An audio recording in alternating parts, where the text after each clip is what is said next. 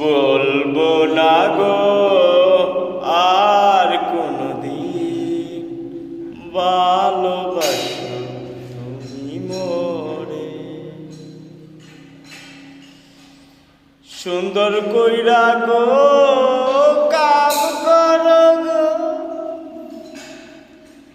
আজ কেন গো এমন হলো এমন হলো। বলবো না গো আর কোনদিন ভালোবাসো তুমি মোরে।